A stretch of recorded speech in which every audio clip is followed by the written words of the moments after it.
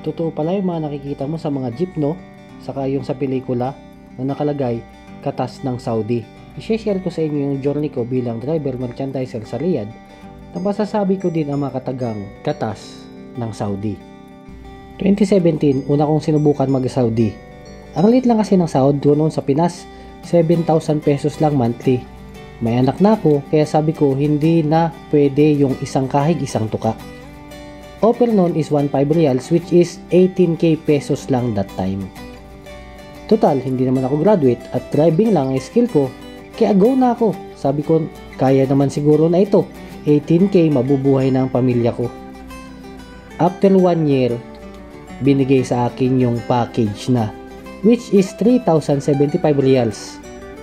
Ang bigayan noon is almost 37,000 pesos na.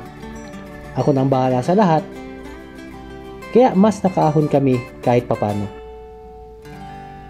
Then, 2021, hindi na nga ako nag-renew at nagbalak lumipat sa iba kasi hindi tinataas ang sahod ko. Which is umayo naman sa akin at nabigyan nga ako ng increase ulit. So, naging 3,575 reals na ako that time. Which is almost naging 47,000 pesos na siya. Kung isipin mo, sa Pinas, kaya mo bang mag-demand sa company mo bilang driver na itaas ang sahod mo? Parang hindi pa naman ako nakarinig ng ganun. Dito sa Saudi, kahit driver merchandiser ka lang, kung alam nilang malaki ang pakinabang nila sa'yo, mabibigyan ka ng magandang rate. Kumbaga, win-win pareho. Kaya nga siguro tumagal ako sa trabaho ko dito sa kumpanyang namin. Dahil unang-una, wala naman ako tinapusan na 4 years.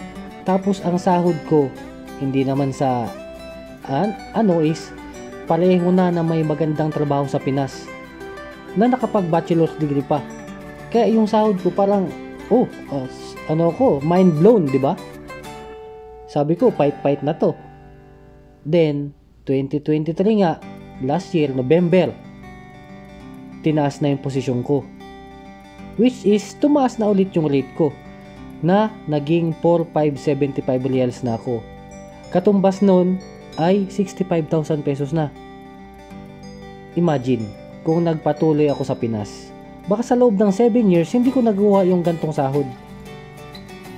Ngayon nga, 2024 na, isang taon na nakalipas, tumaas na ang palitan ulit ng reals sa peso. Kaya, 15 pesos na siya ngayon, 15.5. So, almost 70,000 pesos na yung package ko kung i-convert ko sa peso. Mas di hamak na mas mataas naman ito kaysa sa minimum wage sa Pinas, di ba?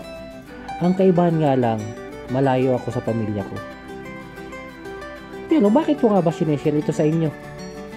Hindi ko po ito pinagyayabang. Dahil alam ko po mas mataas na sahod dyan kaysa sa akin. Ito po ay sineshare ko para sa mga nagbabalak na mag-abroad ng bata pa. Para habang tumatagal ka sa kumpanya, tumataas ang value mo sa kanila. At nagiging mataas ang sahod mo depende sa kumpanyang mapapasukan mo. Sana sa vlog kong ito ay may naibigay akong kahit na kaunting insight para sa mga nag-a-apply papuntang Saudi. Good luck!